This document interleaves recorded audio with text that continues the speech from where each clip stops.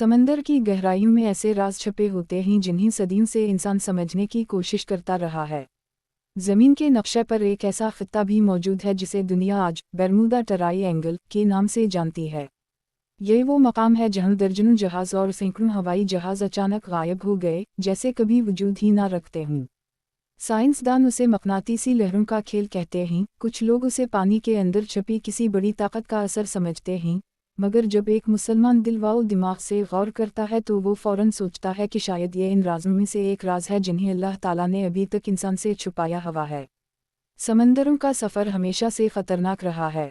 कुरान पाक में भी अल्लाह ताला ने इंसान को बारहा मुतवज्जह किया है कि किश्ती जब तूफ़ान में फंस जाए तो वो सिर्फ़ एक ही ज़ात को पुकारता है और वो है अल्लाह रब्बुल इज़्ज़त।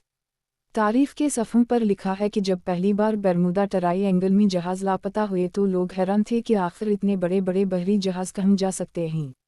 किसी को मलबा नहीं मिला, कोई निशान नहीं मिला, सब कुछ जैसे गायब हो गया। और यही वो लम्हा था जब मुसलमानों के उलमा ने भी इस मसले पर गौर करना शुरू किया कि कहीं ये वही खित्ता तो नहीं जिसे अहादीस में बुहर ज़ुल्मात या समंदर के पुरस्रार हिस्से के तौर पर बयान किया गया है। इस्लामी रिवायत में हमें जाबजा ऐसे इशारे मिलते हैं कि ज़मीन पर कुछ जगहें ऐसी हैं जो क़यामत से पहले बड़े बड़े फितनों की आमाजगा बनेगी। दज्जाल का खरूज, याजूज माजूज का निकलना और अजीब व गरीब मखलूक़ात का ज़ाहिर होना, ये सब अलामत क़यामत में शुमार की गई हैं। कुछ उलमा ने कहा कि बरमूदा ट्रायंगल शायद वो जगह है जहाँ दज्जाल कैद है या जहाँ कोई पुरस्रार मखलूक छपी हुई है। हदीस में आता है कि एक बार सहाबा ने एक जजीरे पर एक अजीब अलफ़क़त जानवर जसासा को देखा था और वही जगह वो थी जहाँ दज्जाल मौजूद था। बाज़ लोग ये राय रखते हैं कि बरमूदा ट्रायंगल दरअसल वही इलाका है जिसे अहादीस में इशारों किनायों में बयान किया गया। कहानी यहाँ से और दिलचस्प हो जाती है। एक मुसलमान नौजवान जिसका नाम अहमद था, बचपन ही से पुरस्रार जगहों के बारे में जानने का शौकीन था। जब भी वो बरमूदा ट्रायंगल के बारे में सुनता तो उसके दिल में एक अजीब सी कैफियत जाग उठती। इसे लगता कि ये सिर्फ एक जोग्राफियाई मुअम्मा नहीं बल्कि उसके पीछे अल्लाह ताला की तरफ से कोई बड़ा राज है। अहमद ने यूनिवर्सिटी में जाकर इस पर तहक़ीक़ शुरू की। इसने क़दीम इस्लामी किताबों का मुताला किया, मुहद्दिसीन के अक़वाल पढ़े और कुरान की आयत को बार बार गौर से देखा।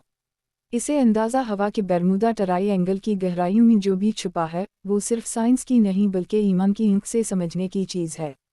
उसने एक सफ़र का इरादा किया। इसने सोचा कि अगर दुनिया के लोग वहाँ जाकर खोज लगा सकते हैं तो क्यों ना मैं भी जाकर देखूं कि हकीकत क्या है। लेकिन इसके वालिदैन ने उसे रोका। इन्होंने कहा, बेटा, वो जगह ऐसी नहीं जहाँ आम इंसान जा सके। वहाँ जाने वाले अक्सर वापस नहीं आते। अहमद ने जवाब दिया, अब्बा जान, मैं वहाँ अल्लाह के नाम पर जा रहा हूँ। अगर वहाँ कोई शैतानी क़ुव्वत है तो वो मेरे रब के हुक्म के बग़ैर मेरा कुछ नहीं बिगाड़ सकती। यूं अहमद ने समंदर का सफ़र शुरू किया। वो जहाज़ में कुरान की तिलावत करता रहता। जब इसका जहाज़ बरमूदा ट्रायंगल के करीब पहुंचा तो अचानक आसमान का रंग बदलने लगा, बादल गहरे हो गए और समंदर की लहरें बेकाबू होने लगीं। जहाज़ के बाकी मुसाफिर खौफज़दा हो गए, लेकिन अहमद ने सूरत यासीन और सूरत रहमान पढ़नी शुरू की। हैरत अंगेज़ तौर पर उसके इर्द गिर्द एक सुकून की कैफियत पैदा हो गई। यहाँ पर कहानी एक नए मोड़ पर आती है। जहाज़ के अमले ने देखा कि कंपास घूमने लगे हैं, नक्शा बेकार हो गए हैं और तमाम जदीद टेक्नोलॉजी जवाब दे रही है। लेकिन अहमद ने कुरान खोला और कहा, ये वो लम्हा है जिसके बारे में अल्लाह ने फरमाया था, विमा यअलमु जुनूद रब्बिक इल्ला हुवा, अल्लाह के लश्करों को उसके सिवा कोई नहीं जानता।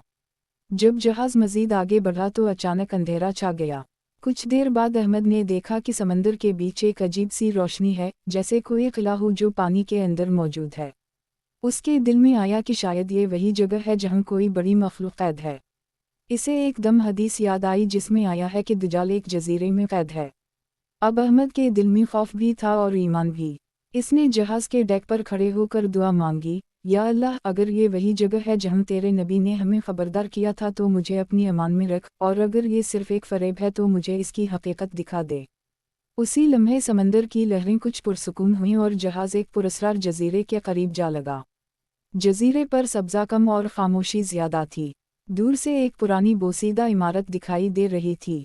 अहमद ने सोचा, ये शायद वही जगह है जिसे लोग बरमूदा का राज कहते हैं। जजीरे की खामोशी कुछ इस तरह थी जैसे सदियों से वहाँ कोई कदम ना पड़ा हो।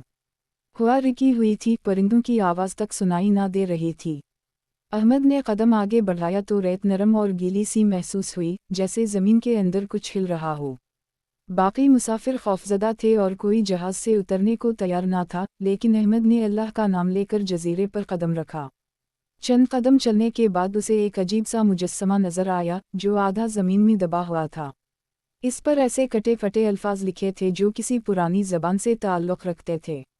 अहमद ने गौर किया तो इसमें कुछ अल्फाज अरबी से मिलते जुलते लगे, जैसे किसी ने हज़ारों साल पहले अरबी के करीब कोई ज़बान लिखी हो। वो अल्फाज कुछ यूं थे: हज़र, फतना, ज़ुहूर, यानी खबरदार, फितना, ज़ुहूर। ये देखकर अहमद का दिल लरज़ गया। इसे याद आया कि कुरान में बार बार फितनों के बारे में खबरदार किया गया है। इसने आसमान की तरफ देखकर कहा, या रब, ये वही मकाम लगता है जहाँ फितने अपनी जड़ें गाड़ चुके हैं। जजीरे के बीच पहुंचकर अहमद को एक बोसीदा इमारत नजर आई। दरवाज़ा आधा टूटा हुआ था और अंदर अंधेरा छाया हुआ था। जब वो करीब गया तो अचानक एक ज़ोरदार आवाज़ आई, जैसे ज़मीन के नीचे से किसी ने धाड़ मारी हो। बाकी लोग चीखने लगे, लेकिन अहमद ने सूरत अल-फलक और सूरत अल-नास पढ़नी शुरू कर दी। अंदर दाखिल होने के बाद वो जगह किसी गार जैसी लगी। दीवारों पर अजीब व गरीब तस्वीरें बनी हुई थीं। कुछ में इंसान नुमा मखलूक़ात दिखाई दे रही थीं, लेकिन उनके चेहरे बिगड़े हुए थे, कुछ के दांत लंबे, कुछ की आँखें सुर्ख। ये मंजर देखकर अहमद के ज़हन में फ़ौरन हदीस आई, जिसमें याजूज माजूज के अजब हुलियों का जिक्र मिलता है। इसे यूं लगा जैसे ये जजीरा उसी फितने का एक हिस्सा है। वो और आगे बढ़ा तो गार के आखिरी कोने पर एक जंजीर दिखाई दी। वो जंजीर बहुत बड़ी थी और यूं महसूस होता था जैसे वो किसी को बांधने के लिए बनाई गई हो।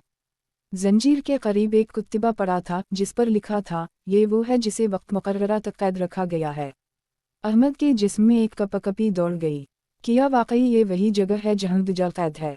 उसी लम्हे अहमद ने एक मध्यम आवाज़ सुनी, जैसे कोई सरगोशी कर रहा हो।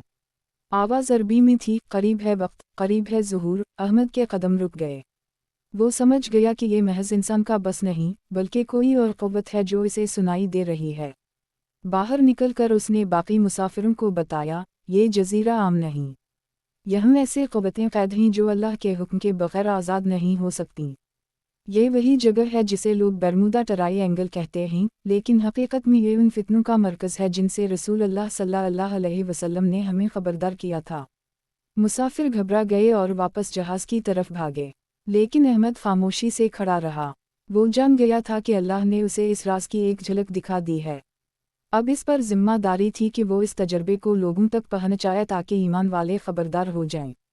जब जहाज़ वापस लूटा तो हैरत अंगेज़ तौर पर बादल छट गए, समंदर पुरसुकून हो गया और कंपास दोबारा सीधा चलने लगा, जैसे कुछ हुआ ही ना हो।